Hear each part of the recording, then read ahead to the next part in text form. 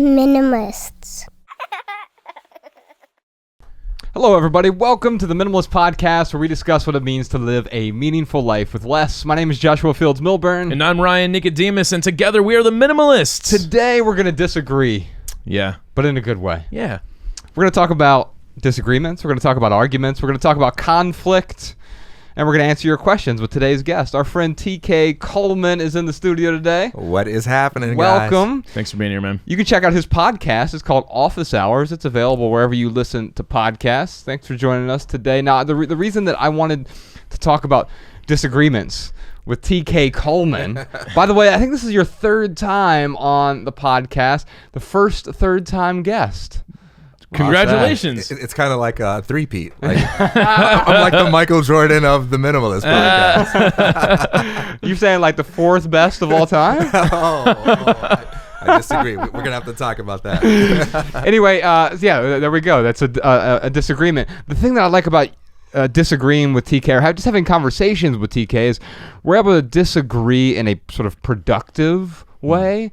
And we were sitting down for coffee the other day, and you had mentioned this book, The Metaphors We Live By, and how quite often the reasons that we disagree is we're disagreeing wrong. We're sort of using language that instantly sets us up for failure and for combat in a way. Can you talk a little bit about that?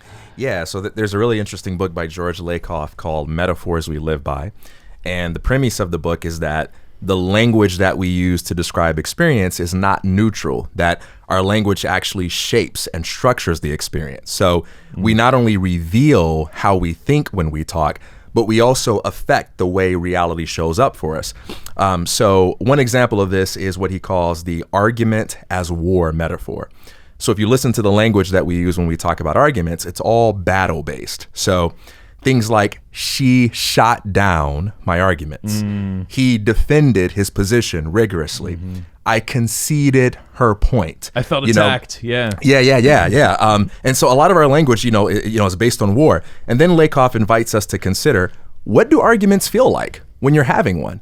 They feel like a struggle for power, right? Yeah.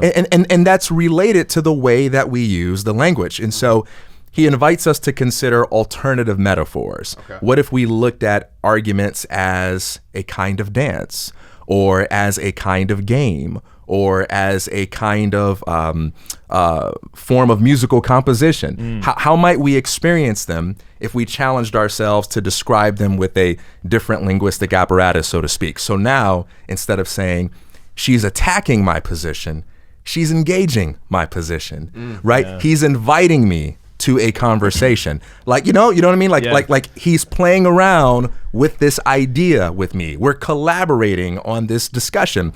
And you begin to feel different emotions around it. And more importantly than just the psychological experience, it opens up new vistas of possibility for where the discussion can go and how we can learn. I think that's a very powerful idea. Yeah, I think this is awesome, man, because disagreements, I think that's kind of what makes the world go round. I mean, we all have different preferences. We all have different beliefs. Some of us have, different values, but it's like without that variety, it would be a very vanilla life. It's like, it's funny, I was raised to believe that one day God was going to come down and just turn the earth into this paradise, and everyone would have the same beliefs. Everyone would have the same exact thoughts. They would all do the same exact thing. And, ostensibly or at first glance, like that sounds really awesome. Yeah. But when I really think about it at its terminus, it's like, that's not very, what's the word I'm looking for? There's no variety. So it's not very exciting in a way. Yeah, it's bland. Yeah. Yeah, well, we're inviting you to answer some questions with us today about disagreements. So our first question is from Michelle in Washington, D.C. I have several friends that own extremely large homes in a very expensive part of town. We're talking around 6,000 square feet each. I have many things in common with these friends, and I value our friendship and time together. The one thing I don't have in common with these friends is a desire to live in a huge house. As a child, I grew up in one, but I now live in an apartment with a bedroom that most would consider extremely small. I absolutely love my tiny, cozy space.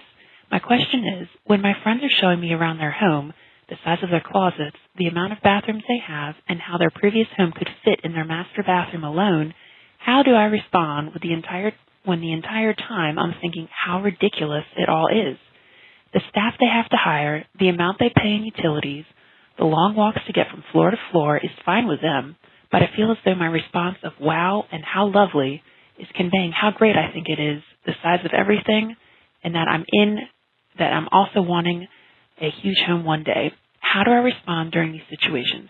Some of these friends I'm still developing a deeper friendship with, and I don't want to come off like I'm making excuses for not having what they have when I talk about minimalism and my love for small homes and owning few possessions. This is a type of disagreement, even though it's like a subtle disagreement.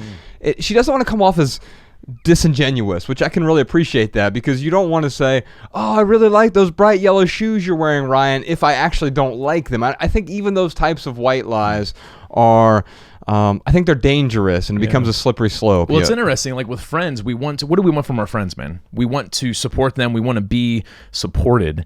So when we find ourselves in these situations, when someone's talking really well about something that you maybe don't have a preference for, it's like we want to support our friends. So we get caught up in these little lies where we're like, oh yeah, I like that too. That's my favorite movie too. Right. So yeah, Michelle definitely doesn't want to lie. Right. She definitely doesn't want to be disingenuous. But also, she is not.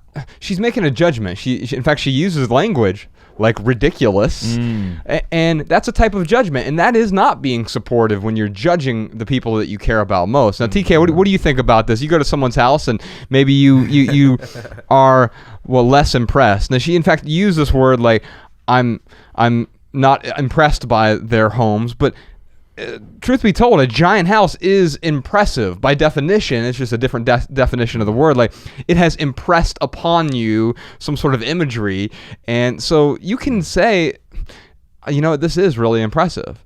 And that's not for you. You don't have to say, well, but this isn't for me. When you get into situations like this, I think what you're talking about with language is so important right now. So what would you talk to Michelle about? Michelle, whenever I hear that word Michelle, I go into Obama mode. Well, what you want to do is, no. I can only say the word Michelle like Obama, and then I lose it for the rest of the sentence. So your wife's name is Michelle, so that has to be difficult. Oh, that's funny. Well, it's better than my impersonations. They just end up sounding like weird, vaguely Eastern European. Yeah. No matter what. Barack Obama is from Slovenia. Right. So let's talk to Michelle about her accidental judgment of these people's houses. Yeah. So if I'm hearing her correctly, it sounds like the tension is coming not merely from a place of judgment, but from a place of wanting to show appreciation and support for her friends, right? If it was just a matter of judgment, she could be free to say, I think this is ridiculous, and be on her way. But these are friends. These are people that she cares about, and she wants to be supportive.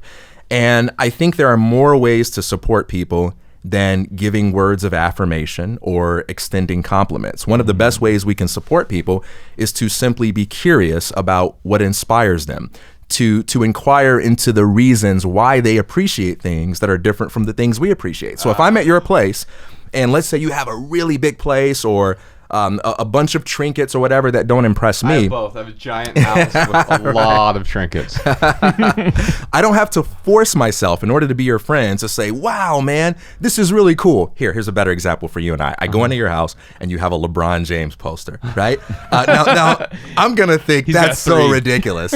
I'm going to judge you. I'm going to think that ought to be a Michael Jordan poster, right?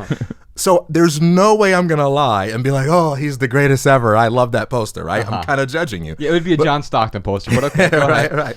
But what I could do to be supportive as a friend is I can say, hey, man, LeBron James, huh? Is that your guy? Is that your man? Like talk to me, Like I can ask you about it, and then you can say, well, yeah, so I'm from Ohio, he's from Ohio, and I grew up really admiring his game and blah, blah, blah, blah. And you can tell me all the things about him that inspires you. And now I can easily affirm that. I can easily affirm the part of you that's inspired by other people's greatness, right? Even if that's stimulated by something different from me.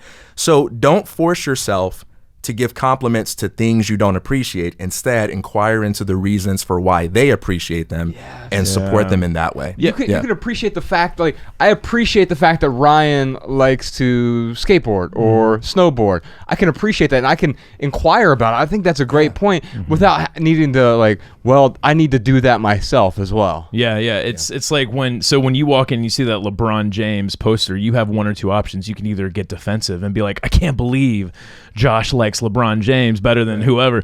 But yes, asking probing questions, that is the best way to get someone to realize, like, oh, my friend does care about my interests. My friend does care about my personal preferences.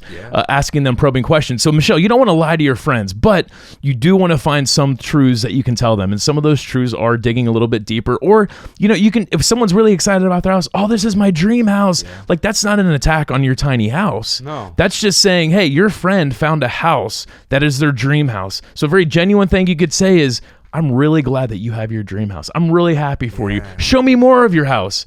So don't come up with these little lies. Just try to look for the truths that you could tell your friends or ask your friends. And I think part of that is success, right? She is defines success one way. For her, it's a tiny house. That's her version of success, and I think it's great she's framed it that way. She's not taking someone else's template and saying their success is what I need to accomplish in order for me to be successful. So also realizing that you both have sort of different frames of success, and their version of success looks different from yours. And guess what? That adds that variety that Ryan was talking about earlier, because if they are successful, that doesn't make you any less successful. In fact, I think the opposite. If you surround yourself with people who are living their version of their dream, their success, that enables you to be successful in your own way, as long as you don't feel like they're judging you as well. And it doesn't sound like that's the problem here. She didn't bring that up at all. You just have different preferences, and that's okay. I think it's funny though. Sometimes, like, I make this mistake when someone will say to me, "Hey, have you seen the movie Inception?" Like, I want to, like, my instinct is to be like, yeah, I hated that movie. And I want to go on and on about how much I hated it. But it's like, they're not asking for my opinion. They're trying to have a conversation about a movie. But if I allow myself to have those knee-jerk reactions, like, I'm shutting down this interaction with a friend, I might, being defensive myself, put them on the defense. So just avoiding those knee-jerk reactions. Like, don't just think that when someone shows you their home or they talk about a movie that they really care about your opinion. They just want to talk about a movie or talk about their home. Yes, indeed. One common mistake I think we often make is assuming that by listening to you and fully hearing you out without protest, that I'm conceding your point. And that's not necessarily the case, right? Absolutely. I can hear everything you have to say and go, interesting, or what makes you think that? And the fact that I'm not protesting or refuting you line by line doesn't mean I'm agreeing with you. Second thing, Virginia Satir, the acclaimed family therapist, has a very wonderful book, only about 40 pages, called Making Contact. And it's all about cultivating intimacy in relationships. And one of the things she says is that the most powerful form of support is the ability to make another human being feel heard and seen. And that's something that you can convey without having to agree with what it is they are listening to or looking at, right? So when you say, I love this house, to make you feel heard and seen is to look past what it is you love and to seek to understand the heart that loves it. I don't care about what you love. I care about the heart that loves it. Man, tweet Explain that to podcast, me. Sean. That's good. That is good. We'll put a link to all the books that TK mentions throughout this podcast in the show notes today. I would disagree with one thing. I wouldn't use that word love. Ryan and I often try to distinguish enjoyment from love, and it's one thing I've been teaching my daughter lately. Ella is 5, and she's finally starting to get it, where she doesn't say I love this toy anymore. She says I enjoy this toy, and I love mom, and try to love people and use things is the thing that we often talk about. Now, Michelle, I want to send you a copy of our book, Essential. Where do I have it? I have it somewhere here. It's an essay collection with 150 different essays, and there's an entire chapter in here about redefining what it means to be successful. So, Podcast Sean, if you could reach out to Michelle and send her a copy of Essential. If you like our podcast, you'll like the audiobook version, or we'll be happy to send you the book version or the ebook version as well. Ryan, what time is it? You know what time it is. It is time for our lightning round where we answer questions from social media. Indeed we do. We are at The Minimalists on Facebook, Twitter, and Instagram. TK Coleman is at TK_Coleman on Twitter, and you can tweet him there. And we usually answer questions in this lightning round, TK. You may remember less than 140 character responses to folks, but not really. We just ramble on a little bit until we get something that's pithy. We can tie it up in a bow. Sean puts all of our minimal maxims in the show notes, and you can also find all of our minimal maxims in one place now, thanks to social Jessica Lynn Williams. She puts them all at minimalmaxims.com. Ryan, do we have a question here? We do. Our first question is from Kathy. What is the best way to agree to disagree, particularly when one party insists on being right? What do you think? What do you think, TK? That's a tough one. And this is usually how arguments continue to get blown out of proportion, right? Escalated, yeah. We if they can't agree to disagree, and it's like, I have to be right. I have to be right. Now, my pithy answer to this, and we can expand on this, is you can be always right, or you can get along. Choose one. And the person who, even if you are always right, and you're rubbing that in your friends' faces, that is a problem. And I've experienced this personally. I've backed off quite a bit in my 30s, but I had to always be right. I had to win every argument. I had to walk away with one last dig. That's not particularly productive. Yeah. You know, it's interesting. I think when we're in these kinds of situations, we significantly underestimate the power that we have to de-escalate these kinds of situations. So let's use the analogy of fire. If a fire is burning, I can throw wood in that fire, and that's going to make it keep burning, right? Or I can just let it burn, right? And the fire will eventually die of its own accord. When you're having an argument with someone who insists on being right, and you insist on telling them that they're not right, what do you think is going to be the outcome of that, right? That's never going to end, and you're never going to achieve that goal of agreeing to disagree. On the other hand, what do you think happens when someone insists on being right and you listen to them and you ask a question like, hey, why is that so important to you? Like, what is it that makes you passionate about that belief? You know, how do you reconcile that belief with the fact that so many people disagree with you? How do you deal with that? Like how do you cope with that? Like, what are you doing in your life to implement that belief, to act on that, to change the world in accordance with your point of view? It's amazing what happens when you let down the defenses and you just choose to be interested in a person.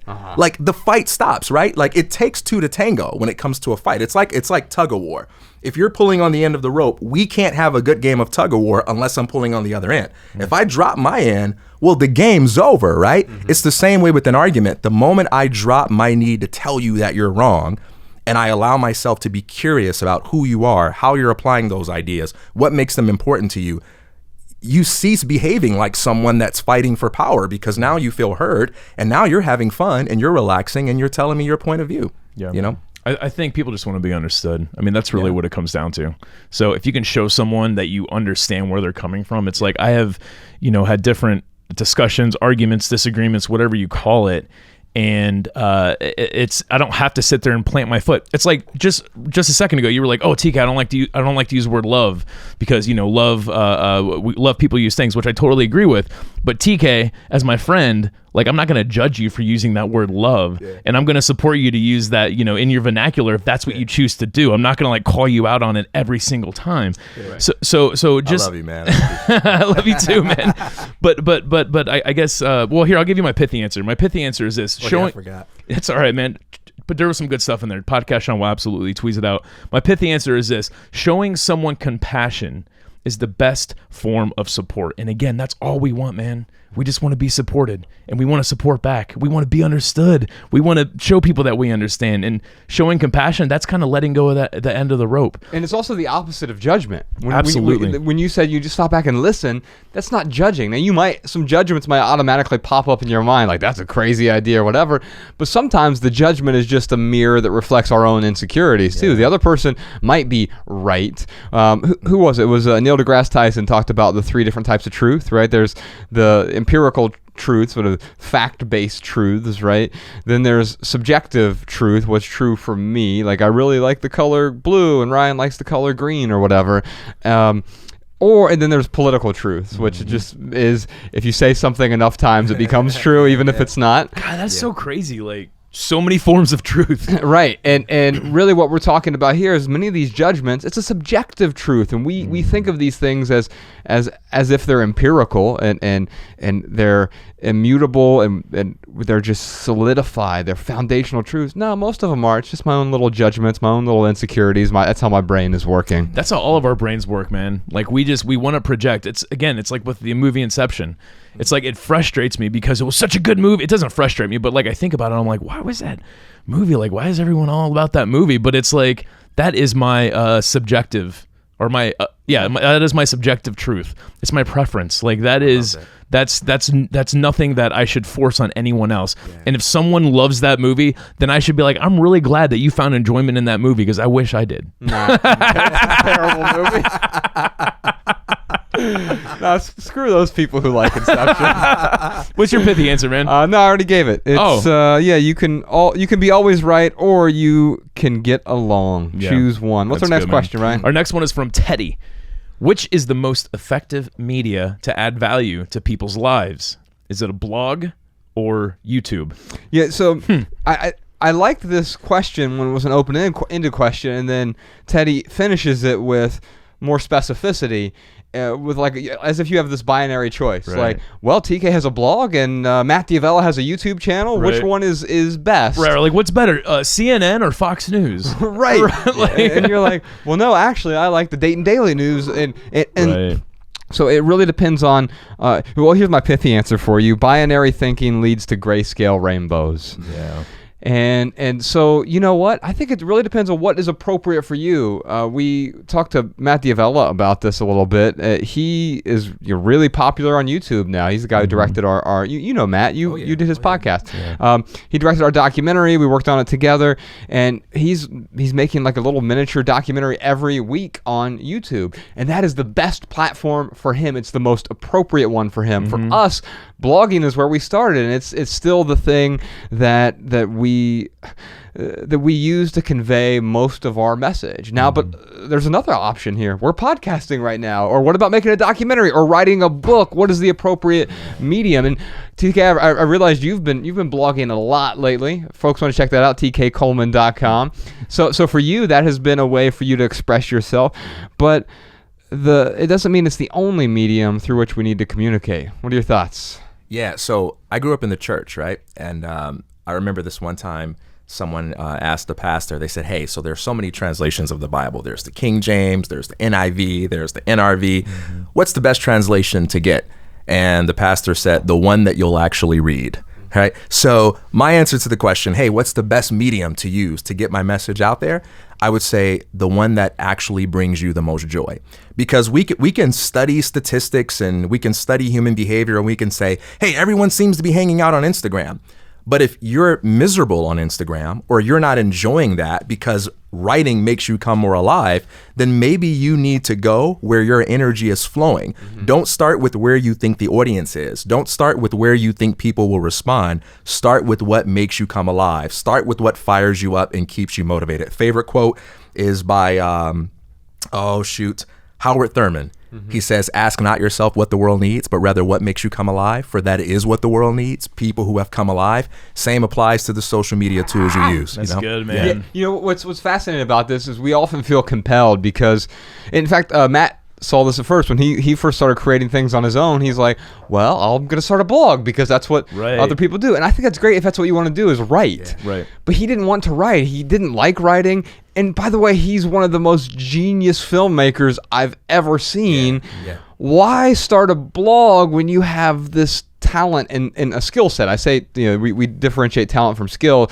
Talent, he was born with some sort of eye for something, but his skill he's developed over the last decade. Yeah. And you go back and look at some of the silly videos he made a decade ago, it's completely different from what he's doing right now. He's developed the skills over time. The same is true for anyone. If you haven't developed the skill yet, you might have some sort of inborn talent to write, but you're going to be a terrible writer at first, and that's okay. You can still put it out there in the world. If you're trying to add value to someone's life, ultimately what you're going to want to do is help people solve their problems. And the question for you is, which medium should you use to help people solve their problems? Yeah, it's kind of this question I kind of look at. It's like, well, what's better, audiobook or the book? And like for me, it's audio. If you ask Colin Wright, he could read faster than someone could read it to him. Sure. It's not binary like that. My short answer would be this: seek different opinions and points of view to make a decision for yourself. And that's really, I think that's key, especially in today's world. I mean, at the end of every podcast, what do I say? Read more, get informed. Yeah. It's because we have to make decisions for ourselves. If we're relying on one media outlet or one form of media to give us all of our information, I mean, we're kind of doing ourselves an injustice. Absolutely. All right, y'all. It looks like we have several more surprise questions this week. TK, this is going to get fun. We got some questions about accidentally offending people. We talked about this a little bit at lunch the other day, and you said, "Hey, save that for the podcast." You were just dropping like a lot of dimes at lunch, and I was like, "Stop talking, we're not recording." We're wasting good combo. We have another question here about balancing well-being with building a new business. A question about productive disagreements, communication, and listening. Also, this is where it gets juicy, TK. Religion, politics, sex, race relations, abortion, pineapple on pizza, and what's the correct way to put a roll of toilet paper on the dispenser? Oh, well, that last one is easy.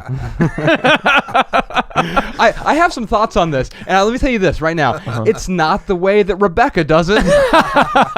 Well, all I'll say is if you Google patent for toilet paper roll, it's right there in like the original patent for the toilet paper roll. Oh. There is a correct way that's patented on how it should work. I assure you, no matter what it says there, it's not the way that Rebecca does it. I can promise you. We're going to talk about that. And if you want to hear all of that, you can listen to this week's Maximal episode, available exclusively on Patreon. That's right.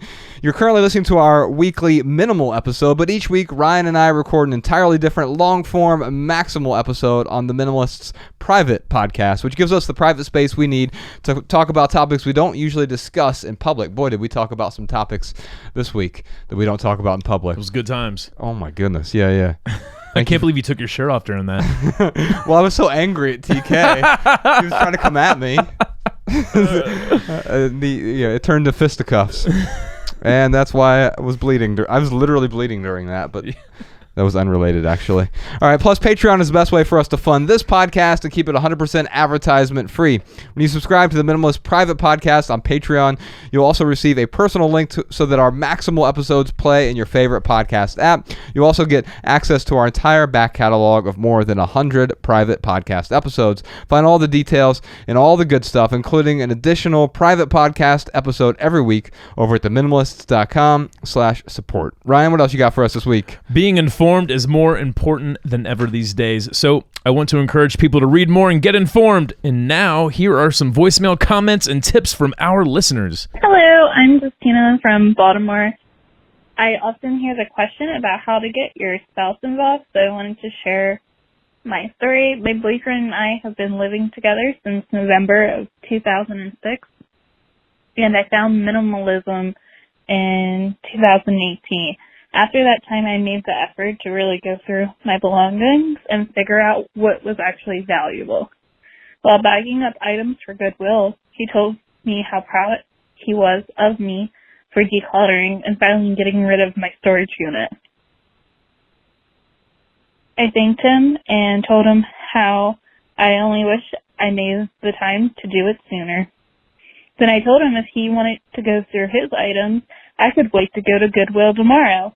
You know, this was my moment to finally talk to him about minimalism and asking him to get rid of his stuff. And he looked at me blankly and said, "What stuff would I get rid of? I don't really have any stuff." Choking back my frustration, I asked him, what did he mean? And he responded to me by, "When you moved in, I gave up a lot of stuff to make room for you. I let go of some things I thought were really important and even some of my father's belongings.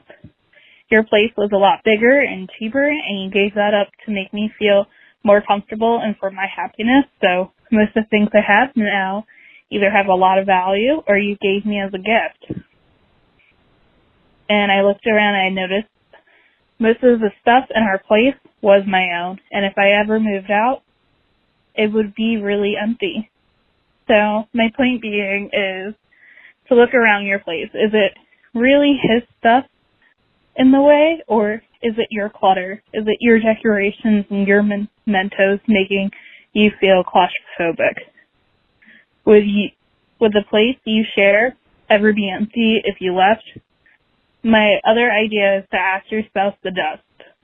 My boyfriend always gets sidetracked and starts going through his stuff while trying to dust everything. So even though he doesn't have much to get rid of, at least he still actively goes through and cleans his own belongings. Hi Josh and Ryan, this is Michelle from West Lafayette, Indiana. I just wanted to leave a comment regarding the digital clutter episode 173, which was awesome by the way. There was a question about feeling guilt when taking people off social media, unfriending, unfollowing, or what have you. Once in a blue moon, I take a radical approach and delete my profile altogether. Now, I realize this won't be everyone's favorite idea. However, I've realized over time that the people who matter most to me will friend me again or vice versa.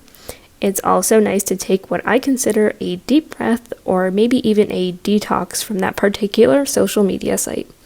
Again, I realize that this is not everyone's cup of tea, but it might be worth considering. All right, y'all. Thanks again to TK Coleman for joining us today. Make sure you check out his podcast, Office Hours. Find all of his wonderful writings over at tkcoleman.com. And real quick, for right here, right now, here's one thing that's going on in the life of the minimalist. Ryan and I often give talks at different universities, organizations, corporations, and conferences such as Harvard, Apple, Google, Allstate, SAP, and many other organizations. In fact, we'll be in Miami in June.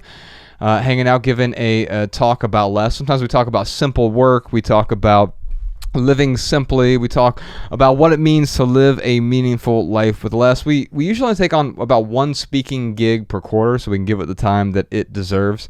Also, I hate traveling, so we never take on more than one a month. And so if you're interested in hiring the Minimalists to speak at your organization or event, you can head on over to theminimalists.com/speaking. If you have a question, comment, or minimalism tip for our podcast, leave us a voicemail 406-219-7839 or send a voice memo to podcast@theminimalists.com. You can comment on this episode at youtube.com/theminimalists. And if you want our show notes in your inbox, sign up for our email list at theminimalists.com. You'll also receive our simple Sunday emails each week. And for our added value this week, let's listen to John Mayer's new single. You heard this one, Ryan? I haven't. I hate singles. Well, he's not put out an album. It's called I Guess I Just Feel Like. And because I think we've all sort of felt this way at some point. It's almost like being fed up with disagreements. And to me, it was an honest reflection on what disagreements sometimes do to our lives. Sometimes the disagreements in our lives, they get the best of us and they put us in this feeling. And I think this song captures that. And if y'all leave here today, disagree with that musical choice. If you leave here today with just one message, we hope it's this: love people and use things, because the opposite never works. Thanks for listening, y'all. We'll see you next time. The Minimalists.